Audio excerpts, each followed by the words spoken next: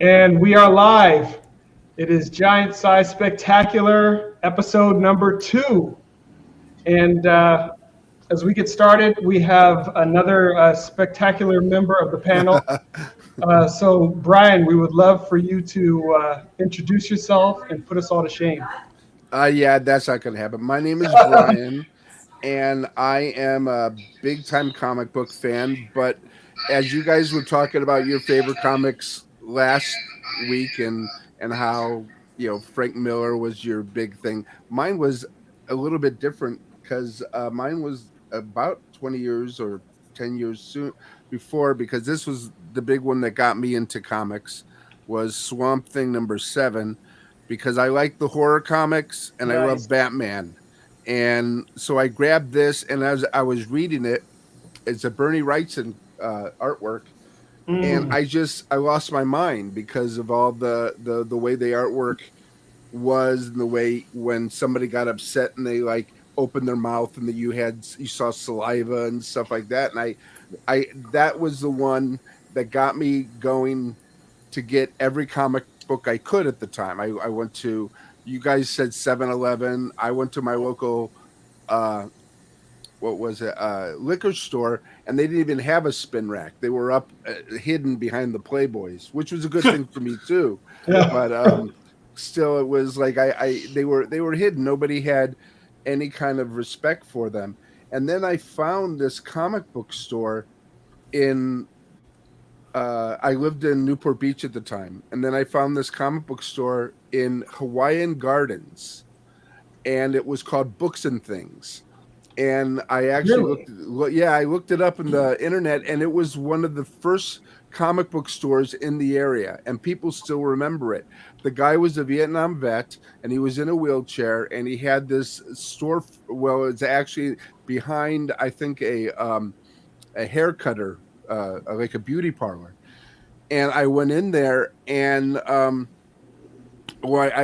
found it, and my it wasn't that far from us, but of course, my dad had other things to do, so I would take a bus from Newport Beach to the end where it ended. The Orange County bus ended in Los Angeles County, and then I would have to take a skateboard and go 2 miles till I got to the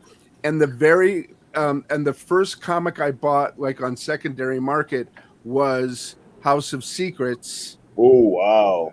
92, and I got this for $5, and this was like in 1976. So this was my first collecting of comics, was Wow. this. And then in the 80s, I went to Loyola Marymount, and they had a comic book store in Westwood Village, and then I discovered the mecca of all comic book stores, the Golden Apple, and Oh, got Yeah. involved with people there, knew people there.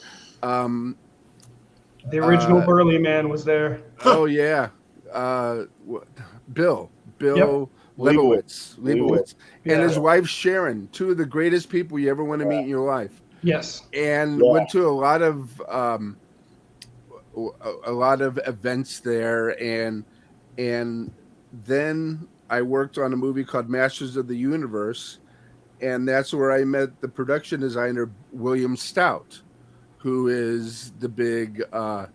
He's into comics, and he does uh, what, Tarman and Return of the Living Dead and Mhm. things like that. And because of him, I got to go to Comic Con. I mean, I had been going to Comic Con. The first time I drove to Comic Con, I was 17, and I went for one day, and it was the greatest thing I ever did. And then I would go every year, but just for one day. Right. Then I went to college, and I met a friend of mine who lived in San Diego. So then I would stay for all 3 days. Then I moved to Pasadena. Bill Stout was in my neighborhood, and one day he said, "You want to help me with Comic Con?" And I've been doing it with him for 35 years. So, able to hang out with Bill and be a fanboy, and our booth was next to Dave Stevens, and I would help him set up his booth every year, and it was just this great family. And the funniest thing was, one day or 1 year Frank Frazetta came. Wow. And all these people who I fanboyed about were fanboying about Frank Frazetta. They were all running around. It was like it was Dave Stevens, Bill Stout, the guy who did Hellboy, Mike Mignola. Yeah, all these guys were just losing their minds and talking to Frank, and it was really quite a thing. But I don't know if you guys still go to Comic-Con or a Comic-Con, but it just really invigorates you. And so 5 days a week, because we have to go on Tuesday to set up because we're old guys. I abandon my family and I go to San Diego and just enjoy everything. And this year was great because we got to go to the Eisner Awards, and yeah, and the not cool thing was I thought it was at the Hyatt. We walked to the Hyatt, then it wasn't at the Hyatt. We walked back to the Hilton, and we were there about 15 minutes late, but the show had started, and we had to walk in front of everybody because our table was number 3 in the front in the dead center. So we had to go like this as we went in. But it's amazing to be involved. Like you guys, I've always wanted to be involved with comic books, and I tried, and this is the closest I can get because Bill is like really into it. And next year he's going to release this 3-volume box set of all the comic book material that he's done, and they're all going to be that thick and this big. So look forward to that. Oh yeah, definitely. Stuff like that. Okay, that's about. Then I worked at Undercover Comics, which was possibly the best job I ever had in my life, because I got to talk comics with everybody. And I remember the guy who owned it, John, you say the fish stinks from the head. Well, there was no stinking going on here. He was such a great guy that his whole idea was to give people a place to read comics, whether they bought them or not. He had chairs there, and there was this one kid, he would just like hide in the corner and read it. And I'd go, no, grab your comics, go sit in the chair. And then as soon as he was able to afford them, he'd come in and drop $20 a week. So that's the way we treated people in there, because it was like a clubhouse. Yeah. And we had a video game. Yeah, we had a Street Fighter machine. Yeah, remember the quarters that had paint on them? That once in a while, the kids would come up to me, or the guys would come up to me, and they'd go, "Can I have one of the quarters?" And I'd throw them a quarter. I don't care. What it was is there's these quarters that were painted that we would get back, and it was basically if a kid lost a quarter in the game, we'd just give him one of these quarters. But John was cool about it. If somebody wanted to play a game and there was nothing going on, we could give him a quarter. Yeah, Undercover. It's funny because I remember Undercover I kept hearing there was a comic store in Old Town Pasadena, and I couldn't find it. And I was trying to find it for it seemed like forever, but it was probably just a couple days. Because in past, I was getting all my books, back issues at Cliff's Books on Colorado, and I was just wandering through Old Town, and then I walked in. I found it. It was in the back alley, and I want to say you were working there, Brian. And cool. You and Kiyoshi were like the first 2 guys I met. Yes, and that's amazing. And then Brian was always like, "Oh yeah, come on in," and I would hang out and we were always reading comics and talking comics and Undercover was like the start of where I started to meet everybody. The funny thing for me with Undercover, well, I guess first I want to give a shout out to Hex Allen. He's another old school guy. He's in California. I worked with him at Motown Animation in the 90s. And shout out to Wise Guys. He's on the other coast, but he's awesome. He's a great part of the community in terms of backing stuff and going to shows. I got to hopefully come out to New York Comic Con one of these days, man, and hang out with you hopefully. But the funny thing, so back in the day, for those of you that do know Pasadena, we're talking about Old Town. Old Town was very different. Yeah. Back in the day. So my mom wouldn't really let me go to Old Town. Yeah, no, you don't want to hang out there. No. So Old Town is like all bougie now. My mom, so like I didn't get to go to that comic shop as much as I wanted to. Mostly I'd have to go, depending on when it was, either to like a local drugstore or I could go to Book Village. And Book Village, that kind of predated the other comic book stores that were that including George's, that were on Colorado. It was a bookstore, but it had a really it was the most extensive comic book collection I saw until I went to underground. And then I was just like, oh my goodness, there's actually whole stores that are just dedicated to nothing but comics. Yeah, that I remember Old World, and then there was one on Rosemead too. That's when the Death of Superman was going. No, was it Death of Superman? There was one. I try to hit everything around my around the area until I discovered, of course, Undercovers, and then I asked him if I could work there, and then of course George and his Mega. But yeah, it was just, there were some comic book stores, but they were just stores you'd go in and you'd buy your comic books, and some people didn't like you like standing or reading or things like that.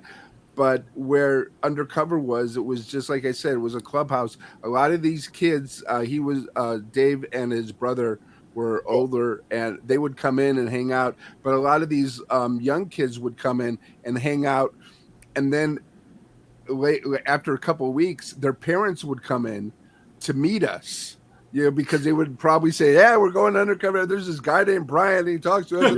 And then they'd have to come in there and go, okay, I just wanted to meet you guys. And then they realized that it was a place that anybody could go and hang out. And it was a really, cool place. I mean, George, you can stand and read a comic book too. Yeah. But there was just something different about this. Well, yeah, I was lucky. I was lucky enough. I didn't move to California until '95, and Undercover was still there and still. Yeah. So I was able to catch a little bit, but somehow my comic day was Thursdays, because I came from Chicago, and that's when a new book day was Thursday. So I just naturally didn't think about it and started going in on Thursdays, and it was a little bit different vibe because it was a lot calmer on a Thursday. Yeah. And so, but that there was still that welcoming environment. And so for me, it was that first, it was so, like, what was so amazing was it wasn't even that big, but it just had so much. Yeah. It was like I said, John was the best guy to work for, and the people that came in, and what was his name? Toshiro? Kiyoshi. He was great too, and Wayne was working there. Wayne came in all the time, and Brian. Is that right? Brian McDonald. And Temujin, was he? Yeah, Temujin. That's because I came in. I met Temujin was there. That's the first time I met Temujin was at Undercover, and you were there. And then I met our other friend Lance all in the same day. Okay. And, I've known you guys. I'm dating myself now, but I've known you guys just over 30 years, because I was 18 when I walked in there, and I just turned 49 last week. Temujin was great, because if we would open at like 10 o'clock or 11, he was always there. And so he and I would sit at, remember that little balcony, and we would just sit, and nobody would come till about noon or something. And do you remember Hervey Trevelyan? Jervy. Yeah. He would come in on his bike, and he's a published author now, but he would come in his bike, and one day he would just put it on the balcony, and one day somebody came and stole it right in front of us, and we were just like horrified. And he was the coolest person about it. He goes, those things happen, and then a week later he came with another bike, and he chained it up. And see, that's the thing. That was old town. Yeah, that was Old Town back in the day. That's how it was. Yeah, that's how it was. Because I used to walk there because I was still in high school. I was just out of high school, so I was going. I was actually going to PCC or something. So I would actually, because I wasn't even driving. I was just walking there because that's how I met Temujin. But we spent a lot of time there, and then when Wayne started working there, this is how crazy we were, how much we loved comics. Friday, Wayne would go, hey, let's, he'd been working there all week, and then he'd go, hey, let's, Friday, payday, we'd jump in his tiny Jeep, and then we'd drive the Golden Apple Comics.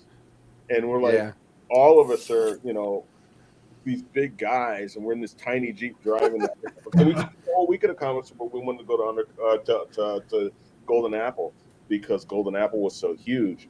But when Undercover Comics closed, we all migrated to Comics Factory. Yeah. Then that's where I met. That's actually where I met, John, Hervey, and Peter. That's where I met you guys with that Comics Factory, and that's right. I'm glad they're still around. It's great that there's still a comic store in Pasadena, even though they were in that little shop. That's a nail salon now. Yeah, and then he was able to purchase the building, and as soon as he did that, I knew that we would have a comic book store forever. Yeah, because he was smart, his family was smart, and it was just one of those things that, okay, good. Now I don't have to go to LA all the time. Now I don't have to order him on the line or stuff like that. But it was really wonderful. And he gets to rent to Zanku Chicken, which is really good. Yeah. He was renting to Zanku Chicken? Yeah. Comics and Zanku Chicken. That's quite a combination. Wow. Yeah. You guys had been to Another World in Eagle Rock, right? Oh, yeah. Yes. I mean, that place wasn't too far from Pasadena. No. It was right on Colorado, so it wasn't too far. Like really, just sort of an extension. Literally over the hill. But before Undercover opened, that's when I went to. If I didn't go over to Golden Apple, that's where I would just get. What was the guy's name that worked there? I can't remember. I would sit and talk to him. I mean, he was the nicest guy. That was my first experience. Yeah. Was he the older guy with the wife? He was the older guy with the wife, and that was always kind of the thing where you talk to someone about Another World, and they would always say, "Yeah, boy, that old guy sure is nice," which is always their way of saying like she wanted nothing to do with you. She just always like she'd see people like talking to him and chatting about him, and she was just like, get out of here already, like move along. She was like the brains of the operation, and just it was so funny because I wanted a. It was so bizarre because I remember it was Magnola had drawn an issue of Cosmic Odyssey, and it was like one of the middle issues that I didn't have, and I just kind of asked him about it, and he dug it out for me. That's what he would do. He would go into the back, and I always wanted to see what this back room looked like, and I imagined it was just like a warren of comics. He went and dug it out, and there was like no space to breathe in there. Had you been back there? Had you seen the back of the shop? I'd never been, but no, I was just in the shop. The shop itself was claustrophobic. I just felt like no, it's no big deal, and he was like, no, I got it. And he went and dug it out, and I was like, whoa. And then they had all the new books on a table. Yeah, that's right. You just had to look through it. It wasn't organized in any way. It was just like, okay, I'll look at them all. He'd been doing it for way too long for that to be organized. That was a great story. I love that guy. Man, that's pretty awesome. Yeah. I think that's a good jumping off point for us to start talking about must-read comics. So this week, this distinguished panel, everyone has 3 comics or 3 stories that they want to present as must-reads. So we're going to start I guess on the screen, it's my right, but actually to my left here. Start with Peter. Oh, show us your 3 books of choice. Okay. So what I start with first, I know I made mention of this last time, but when I first started getting back into comics, it was walking into Another World, and I was like, I finally want to start picking some stuff up, and I want to read it, and I want to get into it, understand it a bit more. And so the first one that I picked up was always my favorite from the Super Friends, and that was Aquaman. So this wasn't the first issue that I had, the first issue that I picked up, but it is from the series. It's Peter David's Aquaman series. So I guess it's considered the like third series of Aquaman, or like the third main series that he did. And I mean, it's the series where Aquaman got his hand chopped off. Oh yeah. They gave him a harpoon. I mean, we talked a lot about Blue Superman last time. Did he grow his hair out in that series? Was that when the hair was? So was yeah, his hair already long? He grew his hair out. He's got the long hair. He's got the beard. He's got like a harpoon hand. I mean, like there was nothing about him that was the Super Friends with an orange shirt, but it absolutely worked. And Peter David, I think just it turned him into what I thought one of the most compelling characters. And I don't know, he was always cool to me. I always liked the guy that was able to talk to fish and breathe underwater.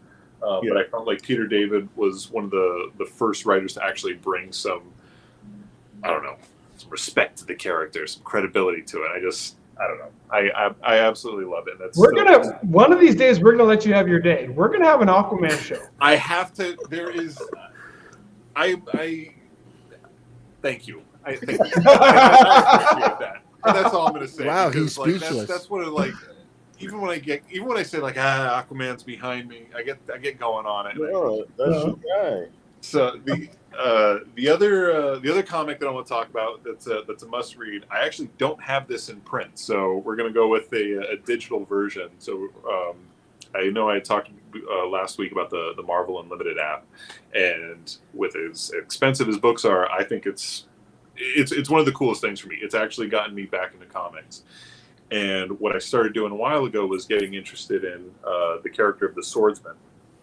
Something about the Swordsman was just like calling to me. And so I went back and started reading everything about the Swordsman. And it finally came to the Giant-Sized Avengers #2, which I guess is kind of interesting. We're Super-Sized Spectacular, and it's our second issue. Nice. So Giant-Sized Avengers #2. It's Kang, it's the Swordsman, it's Hawkeye.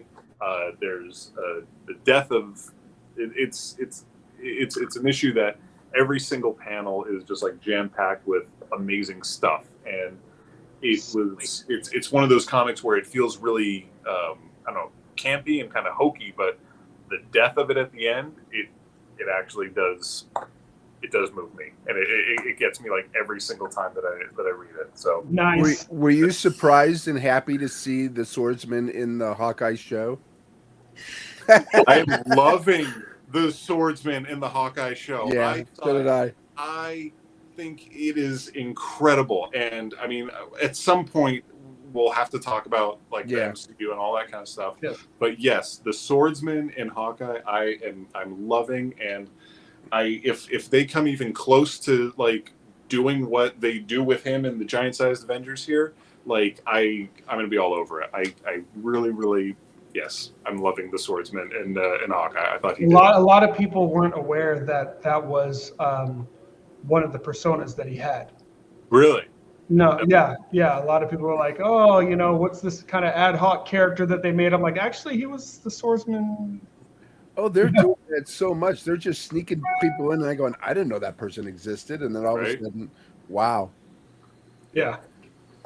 He's a great one. I really hope we see him in he's got to be in one of the movies. They got to have the Swordsman. Well, they got to give him a series too, because he's just so right. Yeah, absolutely. Because it would be perfect to be on Disney Plus. I mean, he's a character that not a lot of people know about, and you can put him in a 6 episode, and then you sell out of T-shirts. Hey, I would watch front row on that one. Yeah, I'd be all for it. My last book that I'm going to mention. This is definitely an older one, more of an independent, and this is Mephisto and the Empty Box. This is a book that was done by Mclean, and it's nice black and whites. It's a top shelf book.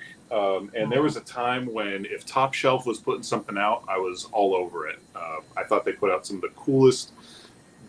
I had never seen comic books that looked the way that their books looked and felt, and just had such simplicity to it. But then just the complexity of the story. This is another story that when I read it, it actually will move me. So I picked my most moving comics. So. Those are my must reads. Aquaman, the giant-sized Avengers #2 and Mephisto and the Empty Box. That's what I got. Very nice. Very nicely done. Well played. Man, that's kind of a tough one to follow. I mean, I can do it. I want to see Johnny. Did you want to jump in, Mr. Wales? Well, Sorry, having a little bit of Wi-Fi connection issues.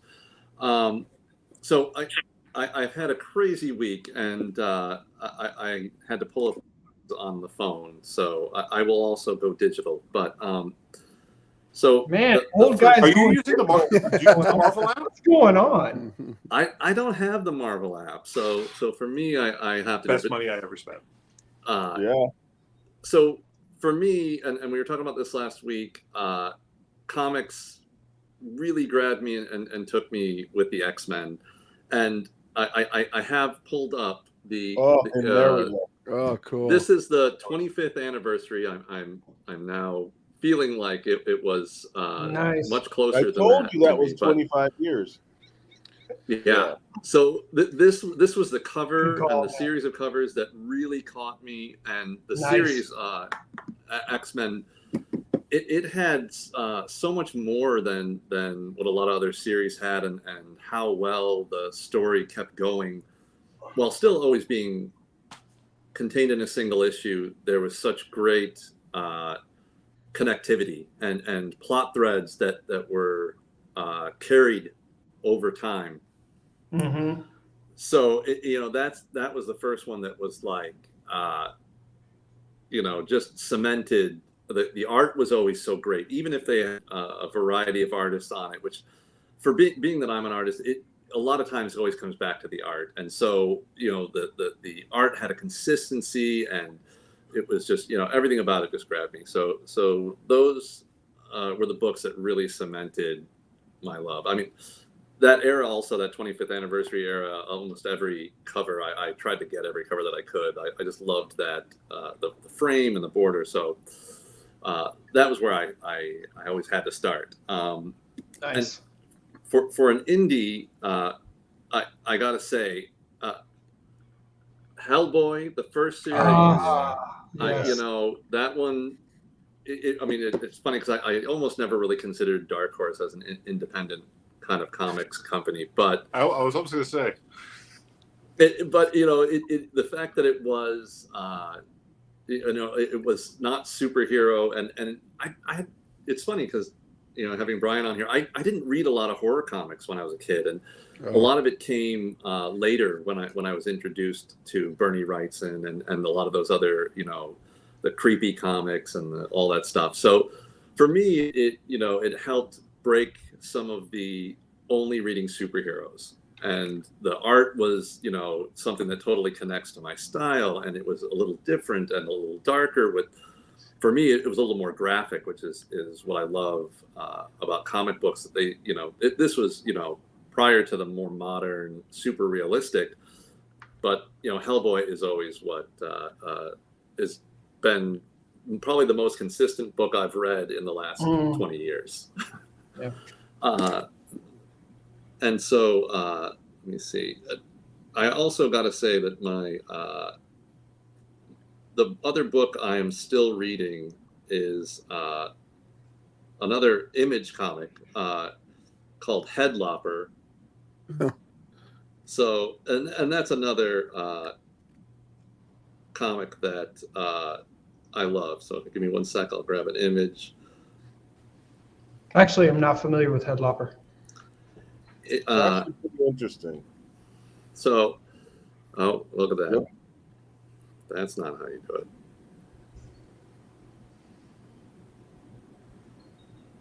And so, Headlopper it's a fantasy comic. Let's see. Okay. There we go. About a sort of a barbarian who was chopped the head off of an evil witch and carries her around on his adventures. It's by cool. And it works, huh? Yes. Andrew Mclean is the writer-artist.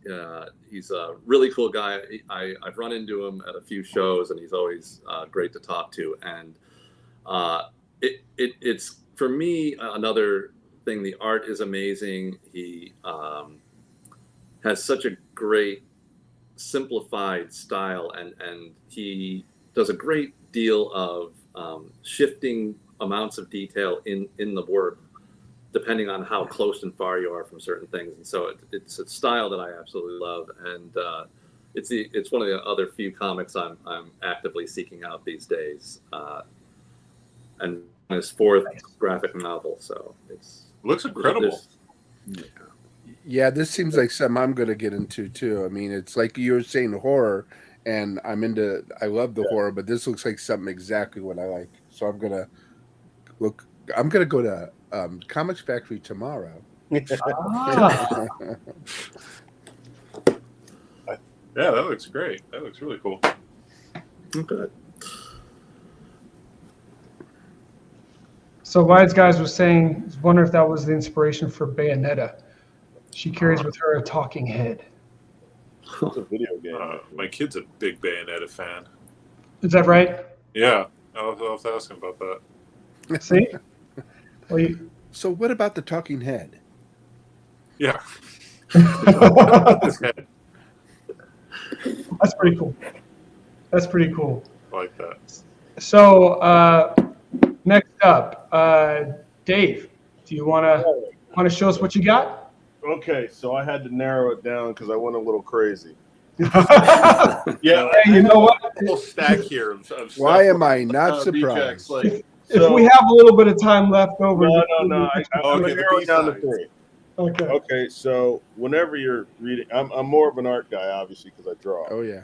Everything's art. So, but everyone's telling you, Alan Moore. And I was never really like, I was like, yeah, I read a couple things I liked. We were talking about the Superman stories he did, like Whatever Happened to Man of Tomorrow, and the one, I forget the name, the one where his birthday, that I thought were incredible. But the one Alan Moore story that really grabbed me, because of my my obsession with pulp characters and Tarzan and all that, was Tom Sawyer. Nice. And it's drawn by Chris Sprouse. And I love that, even though he's British, he had this label, ABC Comics, America's Best Comics. Nice. I absolutely love this book. It's so cool because it just appeals to my sensibility of two-fisted, big, strong guys fighting stuff. But then he's like super smart. He's a scientist, and it's Doc Samson, it's Tarzan, it's all these things, and he goes. Can you show us some of the art again? Yeah, he goes all over the place. That was so good. Yeah, he goes. Alan Moore started using characters that were, I guess, were in what do you call it, public domain. There were superhero characters that were in public domain that he started using, and then that made me interested in those characters. And it's literally a real throwback to just a love of comics. Yeah. And it's funny because I was digging through my box, and I was actually on Amazon at one point I was on Amazon looking for the trades to these. But today I was digging through my box trying to find my 3 books, and I have a ton of these. I was like, wow, I didn't remember how many I had. So that's Alan Moore with that, and then I'm going to go with the first issue. I'll start here. I was really into manga comics when I was in junior high. So the first one I liked was Area 88. Then I liked this one book called Xenon, Heavy Metal Warrior. I liked the Space Cobra comics. So the main comics were really picking up through Viz Comics, and then they had Comico was doing Robotech, and then I love how Marvel goes, okay, we're going to get into it, but they get into it through Epic, and they do it bigger than everybody. And this is the first issue of Akira I ever bought. This is my Area 88. This is my first exposure to Katsuhiro Otomo and his work. So when I bought this book, I didn't know that there's a movie. But then I get to the end of the book, And this is the book where they have the preview for the film. Woo! And I'm like, literally, Show that excuse again. me. I'm literally like, what the fuck am I looking at? So Akira straight floored me. I think that I love how Marvel's going to do it through Epic, and Marvel's like, oh, we're going to do it bigger than anybody, because not only did they get a Tomo in his book, they put Steve Oliff color on this book. I mean, Steve Oliff. This is where the Photoshop coloring started, right here. Steve Oliff. I mean, because Photoshop's not a drawing program. It's not a comic coloring program. Right. You can do that, but it's not designed for it. This is the guy that pretty much spearheaded that. So this is a very important book for me in my stack. So narrowed down to that. So the final book that I had to narrow it down to, I discussed this last week, was, anybody who knows me knows I'm a huge anthology person. Twilight Zone to me is the greatest show ever, because you never knew exactly what was going to happen, but you did know you were going to get science fiction and horror. So I have to go with Alien Awards. Oh, let's go. Dave Stevens. And this is a Dave Stevens cover.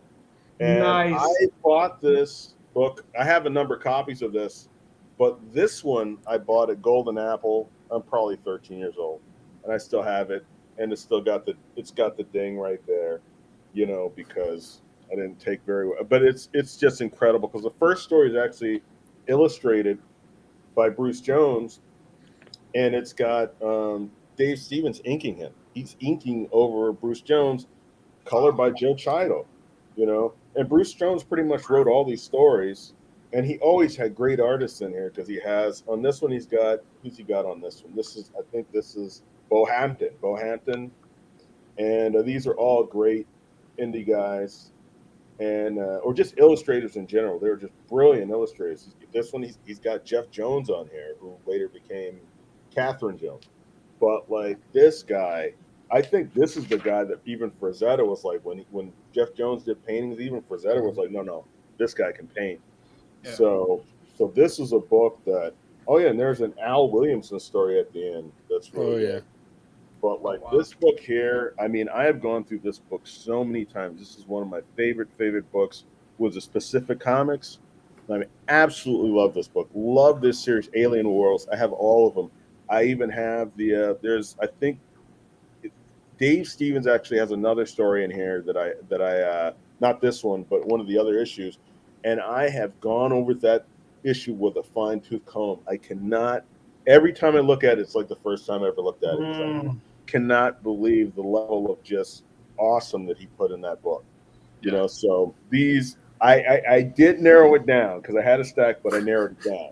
So, and I want to go get Alien World now, man. Yeah, no, this is an incredible series. Yeah, Bill Stout did several covers for that too.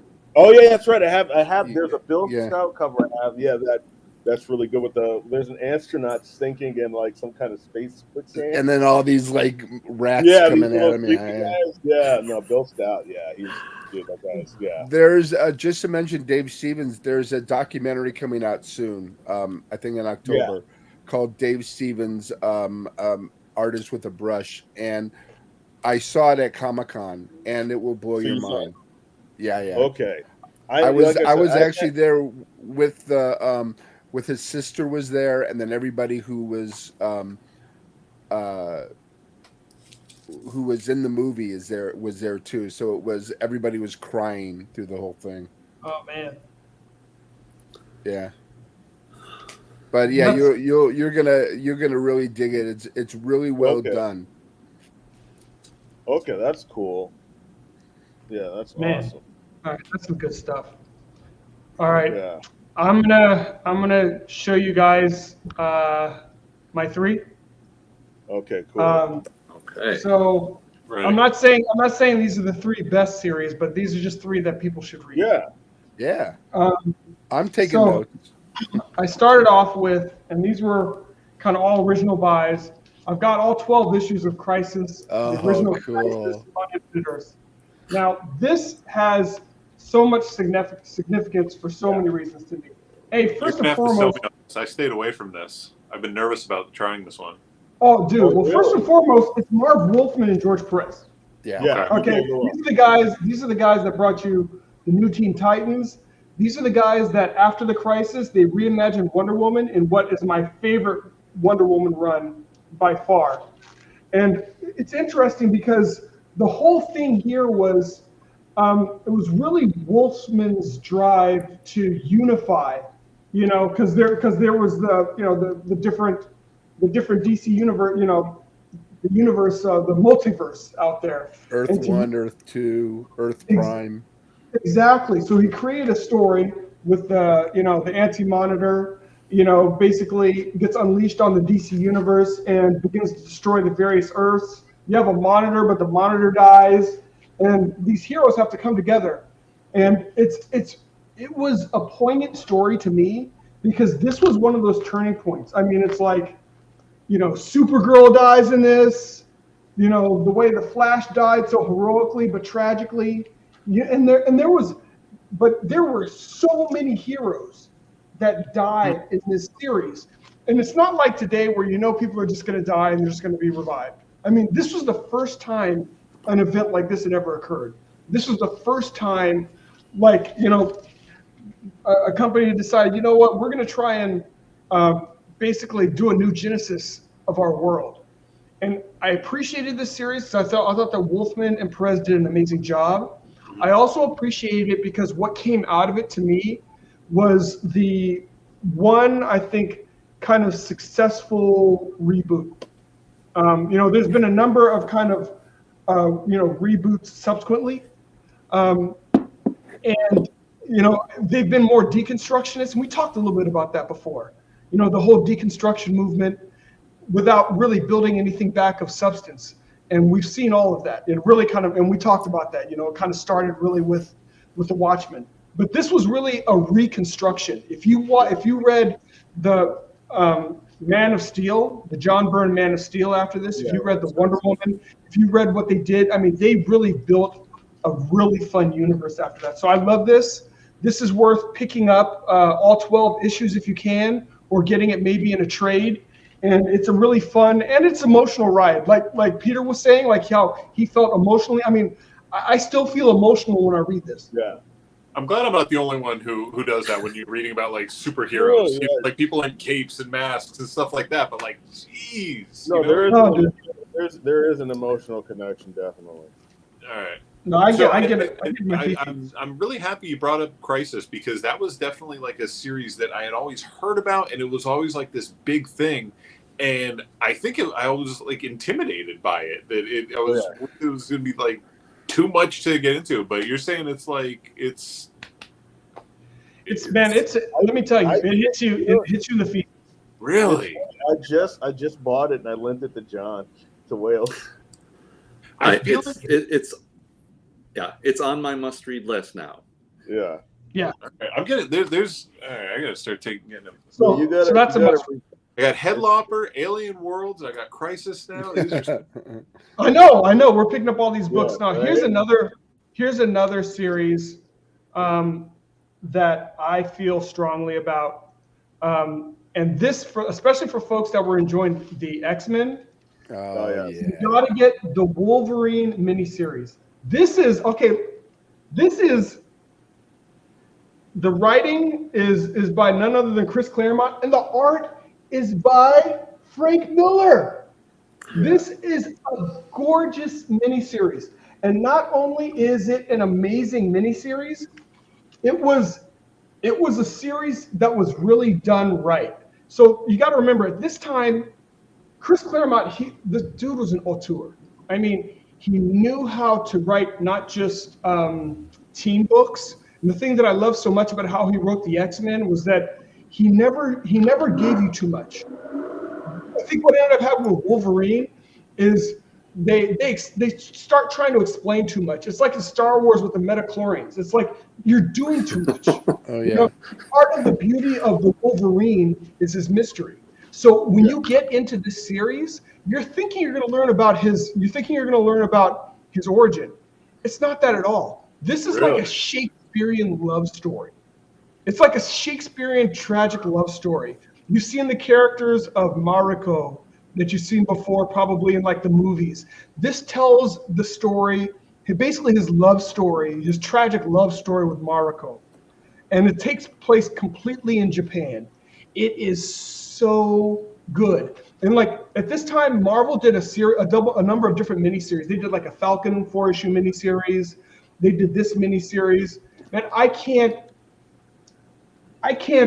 give this enough praise. So this one is a must read, especially so if you've read the Claremont X-Men, this actually fits in there because there's a pocket of time where Wolverine is missing from the X-Men. Yeah.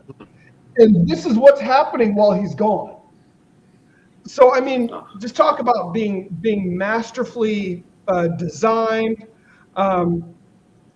being well written, and just a great, really kind of a Shakespearean story. You got to read that. You got to read Wolverine, the original miniseries. Then up right now. Sweet. Now here's my last book. I did a DC must read, and I did a Marvel must read, and this is an indie must read. Oh, nice. And this is Bone. Oh, wow. Okay. Now this is how I read Bone. So I was going to the Comics Factory, and every other month or so I'd see like a new Bone issue out there, but I never picked it up. Never picked it up. Then I want to say, I don't know. It was quite a long time ago. We went in and I was talking with George, and George was like, "You've never read Bone?" And I'm like, "Listen, if it's that good," he's like, "Why don't you try some issues?" I was like, "Listen, if it's that good, I trust you, George. Just give me the whole volume." So you have all 55. You have all 55 issues. This is before they colorized it. But look at this. This is gorgeous art. I mean, the work that Jeff Smith did in this book is gorgeous. To me, it's written a lot like almost like a manga story. It's very much American in the way that it's written, but the way, just kind of the way the story arc rolls, because this is really a complete story. I mean, it's like you get, beginning, middle, and ending in this volume. And it starts off, you think it's just going to be a child story, but then it really picks up in pace, and it gets a lot darker. And you're like, man, I thought this was just going to be a kid's book, but this is really good. So Bone, just do yourself a favor. If you're going to read Bone, just go pick up the whole darn thing. Just get all 55 issues.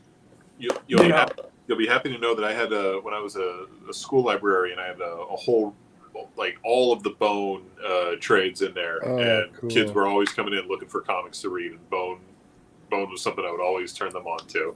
So I got a lot of people hooked on comics with that. So I use Bone to get my kids hooked on comics. Yeah. That was the perfect, because at that time Scholastic was starting to print out the color ones. Yeah, absolutely. So every month I'd go and we read them together, and that's what got them into it. Yeah. Get Clinton off YouTube. So we're gonna move to my man Brian. Okay, very quickly. We are gonna see what goodies you have. Okay. The one that really, when I started getting into comics again, there was an ad in the back of the comics from Richard Alf's Comic Kingdom, and you could send away for comics, and they didn't charge more than what they were face value and stuff like that. Maybe $1 or something like that. No, not even that much. So I bought a lot of comics, and this was the first series. Can you see that? I got into it was the Batman Ra's al Ghul with that's a good run, which was done by Neil Adams. Oh yeah, and that's when I really got into the Batman and started getting. Was that the one where he abducted Robin? Yeah, he abducted Robin, and you met Talia the first time, and I mean, Batman had a hot girlfriend. Yeah, so. And then the one that really got me, and David knows this, every time everybody came into the comic book store, I would always push Sandman. And because I was into like Hellblazer, but then when Sandman started in 1988, it changed everything I wanted to become a writer because of this. Wow. Because of Sandman. And I did a lot of research at the time. I would read a lot of interviews. He said he got a lot of his ideas from Brewer's Mythin and magic. It was this like dictionary about all the mystical and myth and magic characters in all kinds of literature at the time. So a lot of my writing is influenced by this. And of course, I don't know if you guys seen it, but if you haven't, I don't even know why we're talking. But the Sandman series is mind-blowing. And it's one of those things that when you watch it, it's exactly like the comic book. And the things they change make it better. So you have to see it. I've showed it. My 21-year-old son and I watched it, and of course we had an argument about it, but I won't say anything because it's a spoiler. And then I showed it to my wife, and who is not into this at all, but she really liked it a lot. And so they just dropped a new 11th episode today. Wow. So yeah, so they snuck up on, and I think it was it's not giving anything away, but it's animated, so I think the animation wasn't done yet. Gotcha. And then the third one I would get into is probably Rocketeer. I don't have it right in front of me, but Rocketeer changed the way I saw things. And of course, I became a big Betty Page fan too, because I couldn't get enough. The Betty Pages came out. Yeah. And then all of a sudden you saw, oh my gosh, she's not wearing, this is good. You know what's funny is you mentioned the Batman, Ra's al Ghul, Neil Adams, and Denny O'Neil. And when Neil Adams just passed, I was so depressed. I went out and I actually bought the hardcover collection of the Ra's al Ghul stories. Yeah, you mentioned that it really got me because did you ever get to talk to him at all? Neil Adams was a guy that I was always afraid to speak to. You should have been. He was out there. He believed in like planets that were parallel to ours, and it was the weird. I would go to after every comic book there was an after party that Bill would get me in, and I would just sit there and listen to people. And to listen to Neil Adams, you would think like, okay, I know that he was taking a lot of mushrooms in the 70s because he was out there, but he was one of the most, but he knew what to do too. He would have a 3-booth corner, and what he would do is he would make his own covers for comics that were out, and he'd sell them for $100 with his signature. So he was genius to do that, and it was always a crowd around him. But but guys, if you ever have a chance to meet and talk to these people, they love talking to well, you probably done it at a Comic-Con, but like Bill will talk to anybody, and he does. And I just one I talked to Dave, to Mark Wheatley and Mark Hempel. That's another comic that I love, was Mars. I don't know if you guys ever heard of that, but it was done by Mark Hempel and Mark Wheatley, and it blew my mind. It was an independent comic. It was done, I think, with Pacific, and it's just something to look at also. Yeah, but I may have given Mark Hempel, I may have given him COVID, but I don't want to talk about that. The gift that keeps on giving. That's what I did. I didn't get sick from it, but I think I got everybody else sick. But I'm not admitting to anything. Nope. No, you don't have to admit to a thing. I like that Brian still goes to all the shows. I've been trying to get him to go into the show. Me and a buddy went to, was it WonderCon? And yeah, Dave, I go by myself, so give me a call and you know and what? we'll go. Definitely. Let me know. Yeah, I'll let you know if I'm going, because we should start, back like the old days, just go all together. Yeah, well, that was a Comic-Con I brought my kids at, starting at 12, and I'd let my son go, and then my daughter and I would just go to the arena and watch all the movie previews and stuff like that. And that was their con. I never took them to the Comic-Con because that was mine. But the WonderCon was great. I know that eventually I'm going to have to start taking Quentin, but I can't wait to. I'd love to hang out with you when you do, because to see his eyes just explode. My daughter was 4, my son was 6 when I first brought him just for a day to Comic-Con, and all my daughter did was grab hold of me and say, "I love Comic-Con. I love Comic-Con. I love Comic-Con," and that's what it is, because it just blows your mind, everything that's going on. Yeah, because he's already in. I have to hide all my toys and all my models, because he's already in all of them, and like. Yeah. Comic-Con was like the San Diego Comic-Con was that was kind of the make it or break it point for my relationship with Priscilla, because she knew I went to comic book shops. She knew I did, I like comics, and she's like, okay, go in there and do your nerd thing. But when I took her to the show, she was overwhelmed. Oh yeah. And she was just like, she's like, first of all, you are a super nerd, but like, we had so much fun at the show, like, because it was overwhelming, and it was less a pop culture show, and it was really a comic book show at that time. Yeah. So I mean, it's like, she didn't know, why I was happy. I was talking with Mike Mignon. You know what I mean? She's just like, whatever, I'm going to go over here and just, while you talk with this random guy about whatever is making you happy. But she really got on board. And I think at that point she was like, okay, I think I've survived the worst this guy has to offer.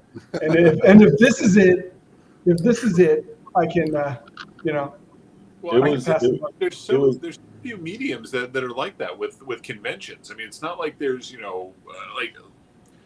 these people, these writers and these artists that we're talking about. I mean, these are like huge. These are heroes. Just as like a musician, or an actor, or something like that. Yeah. Those people don't just. I mean, some of them might, but maybe not some of the big people. They're not just hanging around at a table just waiting for you to come up and say like, "Oh my God, this completely changed my life," or "This was such a major impact on me." And going to a con, being able to just walk up to a table, and just have at it with one of these creators is I don't know, it's an incredible experience. I don't think I'm racking my brain. I don't think that exists in a whole lot of media. It doesn't. And there are comic book. We go to Comic-Con, which is San Diego, which is, considered one of the best. I haven't been to New York, but I'd love to go to New York. But Bill Stout likes to go to Dragon Con every year. He says it's the best Comic-Con that he's ever been to, and that he really enjoys going to. And then he goes to Wonder Fest in Tennessee, and he loved that one too. But I'll go to any Comic-Con. I'll go to. I want to take my son is going to Santa Cruz, UC Santa Cruz. So there's one up there called Silicon, and it's done by Adam Savage of that show, Mythbusters. Oh yeah. And also Steve Wozniak. Oh, okay. So they put on, and it mixes comic books with STEM. So you got science, you got comic books. So that's one that if you guys got kids, that's when you got to take them to too, because they would feel very special that if Daddy brings them to a place and they stay in a hotel and they go to a Comic-Con and they see shows and stuff like that. That's the best thing you can do with your. I don't know if you guys have kids or what age they are, but the best thing I did was bring my kids and turn them geek. And right now, my son is popular because he's a geek. I bought him. I don't know if you've seen That's a whole different world, man. That's the Netflix not show. how it was when we were growing up. Oh, not at all. Did you see the Netflix show Sex Education? There's a character played by Asha Butterfield called Otis, and he has this really geeky jacket on, right? So I bought it for him, and he wore it because it rains a lot in Santa Cruz, and girls will come up to him and go, "Is that Otis's jacket?" And he goes, "Yes." But then he turns around and walks away.